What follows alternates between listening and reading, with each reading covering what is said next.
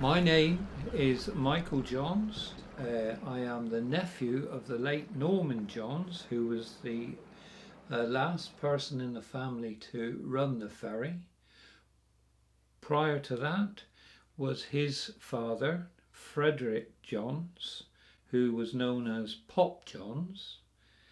And his father was Dickie Johns, and he was known as Low Water Dick.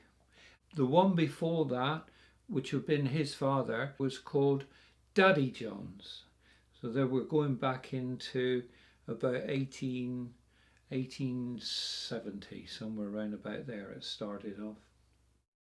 Well, there's a picture of my great grandfather Dickie Johns, who's Low Water Dick we're talking about.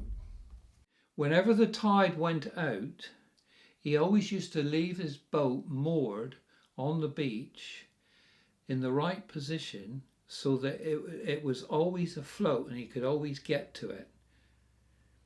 So if a train come in at say 10 o'clock in the evening and the tide had gone out say 4 hours, you can imagine the water would be so far down off the beach. Well, he would have his boat just put ready for the passengers to be able to get into his boat. He knew exactly where to leave his boat moored, and then he could get across the other side and drop off his passengers, and he knew exactly where the deep water was in the channel at any state of tide, and he used to row that. He never used to sail it.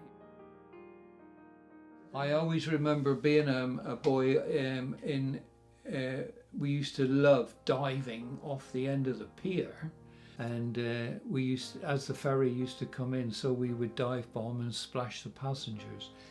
And I can remember my uncle and my grandfather going to my father complaining because he could get to my father and complain about me doing this dive bombing off the end of the quay and splashing all these passengers. But the rest of them, they had a job to catch the other local lads. I do remember him catching hold of one or two and boxing their ears over it once or twice. I met Mary, my wife, Steer she was called, and she had a grandfather called Wolfie Steer, who was a farmer at Fullencott Farm in Instow. And he used to go down on the quay to catch the ferry across. And back in them days, we're talking about in the probably late 40s, just after the war, and Wolfie Steer wanted to go across and sell his wares to Appledore, eggs, cream, potatoes, rabbits, whatever he got to make a few bob.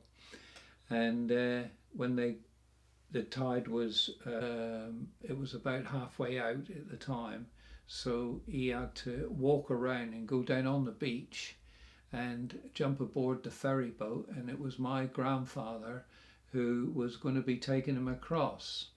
And for some unknown reason, they had a dispute on the beach, and I think there was fisticuffs, and they were calling each other horrible names, and which I can't mention, but you can imagine. And then when Mary and I, we'd heard this story, and then when we got married in 1969, they were both alive still, and we knew we had to invite them both to the wedding. Briefly, my grandfather had mentioned it to me about Mary's grandfather, and he wasn't very pleasant about it, and vice versa. Mary's granddad had mentioned it to her, and he didn't think much of my grandfather either, still right up to the day of when we got married. And so we were a little bit worried about having them both to the wedding. But anyway, bless them, the both of them, I said, they both turned up, stood in the photographs, and they shook hands, and all was forgiven.